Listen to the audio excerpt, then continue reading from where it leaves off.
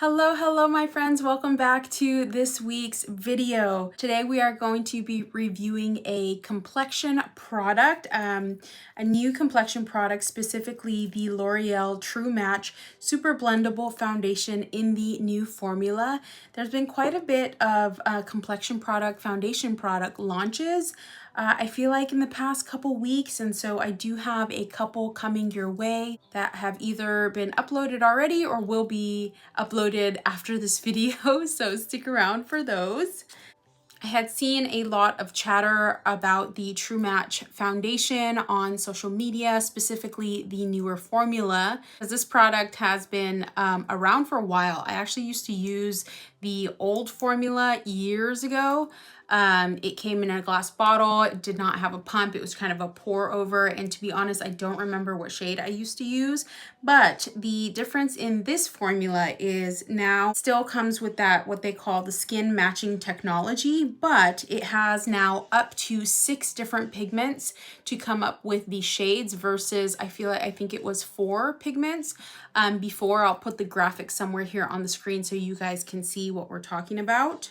And so as I was in Target the other day, I saw that they had the display out and it really intrigued me when I saw it in person. So I decided to pick it up. I actually picked it up in 2 shades. I picked up the N3, this is neutral light medium, and I also picked up C3, this is cool light medium. I'm hoping to try this on my sister and see if this matches her skin tone, because I'm definitely not a cool tone. So like I mentioned, this is a new formula. It is a 1 fluid ounce or 30 milliliters bottle. It does come with a pump. Hallelujah. The old formula did not have a pump, as I mentioned earlier. And from what I could gather, it comes in, I want to say around 47 shades, at least when I was looking at the Ulta website, that's how many shades they had available. Price-wise, I purchased mine at Target, and at Target they have it for $9.99. At Ulta, they have it for $13.99. So keep that in mind. I would say if you're gonna pick this up, I'd much rather you pick it up at Target, save yourself a few dollars versus getting it at Ulta. Like I said, it comes in 47 shades and it's meant to have a medium coverage with a natural finish that adapts to any skin color and texture. Also, it's meant to lock in moisture, so good things. Instructions say to shake well before using and apply with your fingertips or a sponge. I did find that interesting that they specified fingertips or sponge, and a brush was not on there. As you guys know, I always use a brush when applying my foundation, so that's gonna be a bit different for me. All right, so as you can see, I have my makeup done. I went for a bit more of a lighter, kind of fresh makeup look. I do have the foundation on, but we're gonna roll into the demo portion so you guys can see the application, and then we'll come back with my final thoughts. Let's get into the demo portion of this foundation. We're going to be using the L'Oreal True Match Super Blendable Foundation in their new formula. The shade I picked up is N3 Neutral Light Medium. For primer, I'm going to use a primer that I know really well. I know that it works well with pretty much all of my foundations. This is the Urban Decay All Nighter Face Primer. And I have done my skincare, my moisturizer, and that's been sitting for, I want to say about 5 to 10 minutes or so. So I'm going to take about a pump and a half of this primer.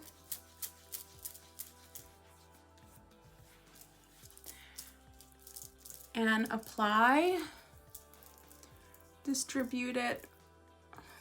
I've got my mirror to the side. And as you can probably tell, my face looks pretty red. I have some breakouts going on. I also have a bunch of little red dots scattered all around my face from the nausea and vomiting in the morning due to pregnancy. So let's ignore that. Actually, this will be a good test to see how well this covers all the discoloration and the redness, because this is meant to be a medium coverage foundation with a natural finish. It doesn't necessarily say that it's buildable, but we're gonna test it out. So the instructions on the website says to apply with fingertips or a sponge. And as many of you know, if you've been on my channel for a while, I don't use a sponge when applying my foundation. I always use a foundation brush. More often than not, it's my Anissa Beauty Pinnacle foundation brush. I did prep a beauty sponge for this video just in case. This is my all-time favorite beauty sponge from LC Cosmetics. It's their Velvet Sponge. I've talked about this many times on my channel. So realistically, I don't think I would ever really apply a foundation with my fingertips. I mean, unless it's like I'm in a real pinch, but I don't foresee that ever happening. So what I think I'm gonna do is I'm gonna apply one side with a brush and one side with a sponge, and that way you guys can get an idea of what each side looks like. So instructions say shake well. It does sound pretty liquidy on the inside.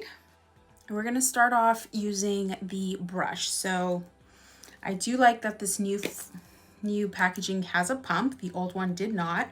So I'm gonna pump one pump on the back of my hand. So you can see that's pretty liquidy. I like the shade. So we're gonna go ahead and kind of even that out on this side of my face. I'm going to take my brush and press it in. Ooh, I think I did a pretty good job with the shade match.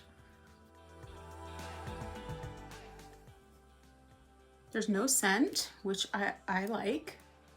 Apply a little bit more.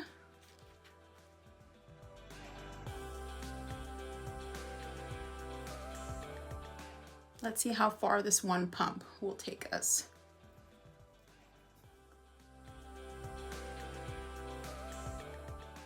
Okay, I went ahead and grabbed one of my handheld mirrors so I could see that up close. I'm still kind of working on that same side. I'm liking the ease of application. It seems to be blending out easily.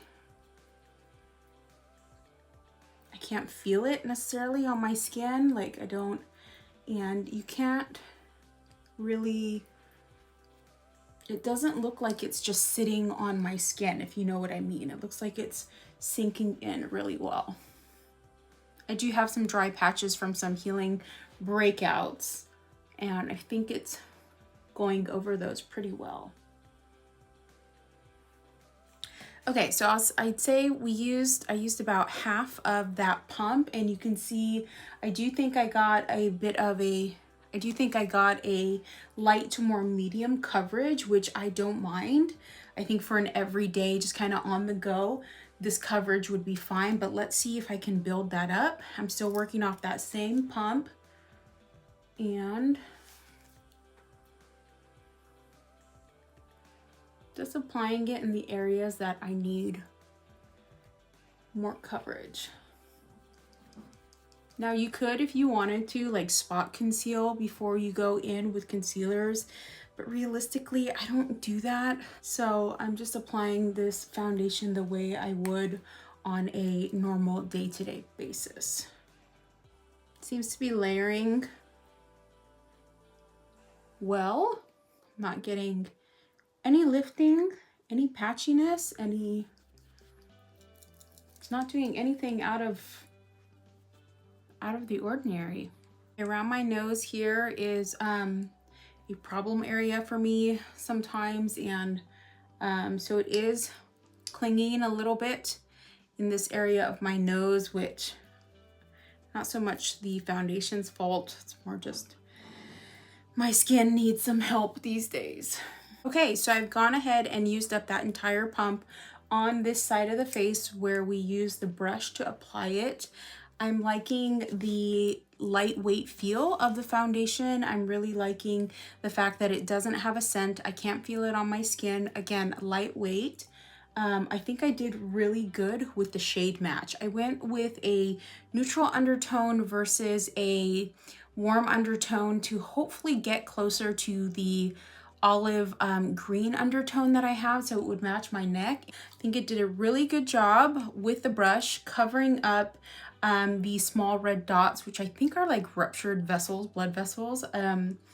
The bigger acne scars, I mean, it's still peeking through. I don't mind that as much. This is not advertised as a full coverage foundation, so I'm gonna cut it some slack for that. So for this side, we're gonna apply it with a sponge right off the bat because of the coverage that I'm seeing with the brush.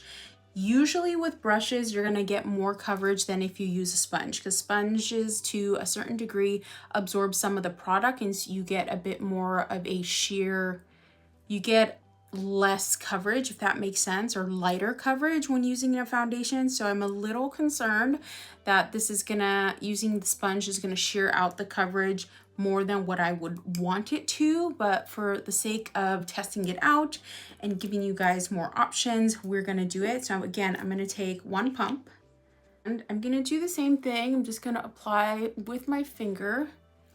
You'll notice I like to start at the bottom of my face, and I'm gonna use the rounded end of the sponge. Let's pick up a little bit on the sponge and press that in. Guys, it's been years since I've used a beauty sponge to apply foundation. Oh, I didn't mention that I've already dampened this sponge. Oh, that's nice. Okay, guys. Look at that. Okay, this is catching me off guard. I didn't think it was gonna give me this kind of finish with a sponge. I'm impressed. I hope I'm not blocking the camera with my mirror.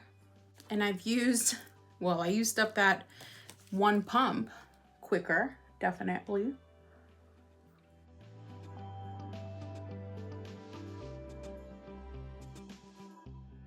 Okay, hello.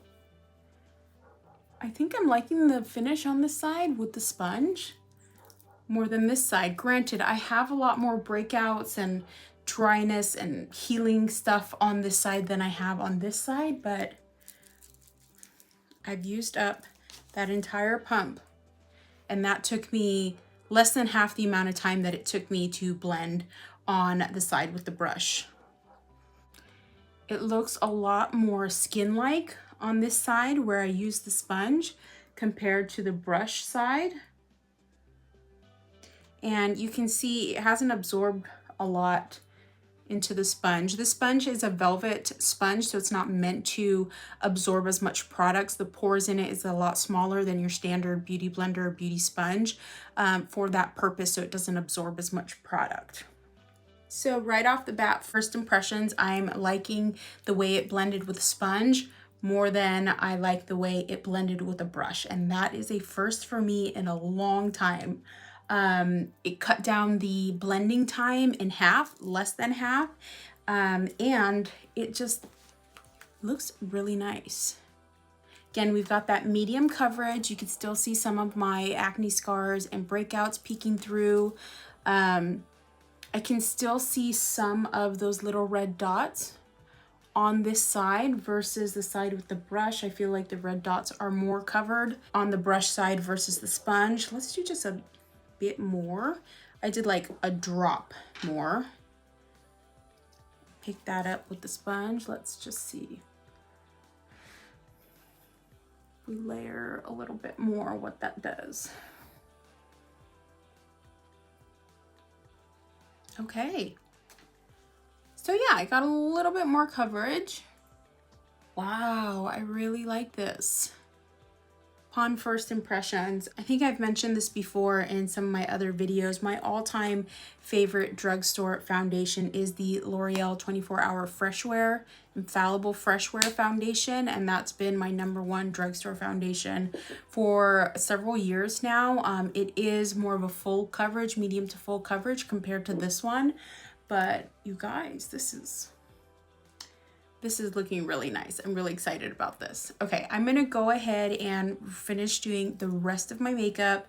We'll do a bit of a wear test, or at least try. It's about almost 1:45 right now, so let's say we started this around 1:35-ish. Let me go finish the rest of my makeup and I'll come back and show you guys how it's wearing. And I'm back. I did more of a lighter type of makeup today since the foundation was a more medium, not full coverage. I didn't want to go full glam with the rest of my makeup. And I use pretty much the usual products that I use. I did set my face with a setting powder. I used one of my all-time favorites. This is the LC Pressed setting powder. I used the shade medium and I just kind of swiveled my brush and dusted it all around. I did use a bit of cream bronzer and cream blush before I set my face, and then top that off with the powder bronzer and powder blush. I do have a bit of a situation, I feel like, on my forehead going on. I think that might be the bronzer. It's definitely not the foundation. And I did not apply any setting spray because I really wanted you guys to see what it looks like just as is. Let's compare the two sides. Again, on this side, we used a brush for application, and on this side we use the sponge.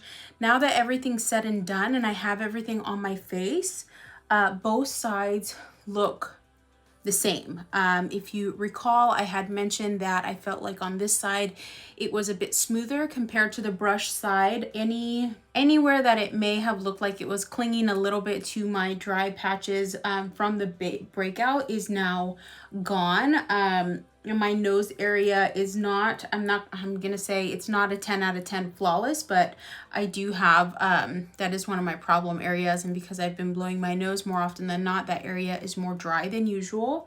But I will say the sponge side of my nose looks better than the brush side. The products that I use layered on top of the foundation beautifully. Let me just give you a rundown. So for cream bronzer, I used my e.l.f. Putty bronzer, the original one. I also used the Pixie On The Glow Cream Blush, one of my favorites. It's in the stick formula.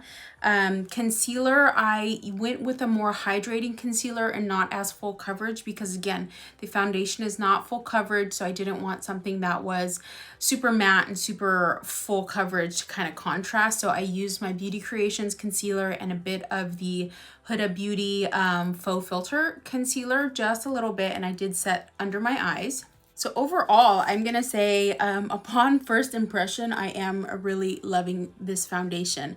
I'm impressed with myself that I got the shade match pretty spot on the first try.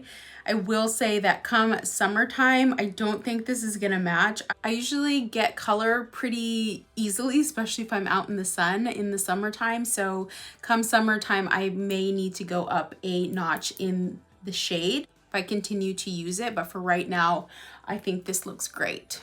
The time right now is 2:10, so we've had this on for about half an hour or so. Looking here at my notes, I don't see that it mentioned any like hour wear time on there. Doesn't say anything on the bottle either. So I'm gonna try and do a bit of a wear test for the next few hours at least, as much as I possibly can, and I'll insert clips as I go. So I totally dropped the ball with filming check-ins. It is about 7:30 now, so I've had the foundation on for about 6 hours. This lighting is not the best, but what I can say is this still looks pretty much as good as it did after I finished the application. I haven't noticed any additional separation or breaking apart. I was wearing a mask for, I want to say, maybe 20 minutes or so. Nothing came off. I didn't apply any setting spray or anything like that. So all in all, for the 6-hour wear test, I think it did pretty good. I'm gonna say as of right now, this foundation is a win for me. I'm gonna keep testing it out and I'll update you guys either on Instagram or in another video. Comment below if you want to see that update. Comment below if you want to see that update. So yeah, that's it for me with this check-in, and I'll see you guys in the next video. We've made it to the end of this video. Thank you for tuning in and sticking around for the review of the L'Oreal True Match Super Blendable Foundation in the new formula. I hope you enjoyed it. If you are new here, welcome. My name is Layla. Thank you for stopping by. I hope you subscribe before you leave and leave a comment below. Let me know how you came across my channel. For all my returning viewers, welcome back. Happy to see you guys again. Also, make sure you are subscribed, and I'll see everyone in the next video. Bye.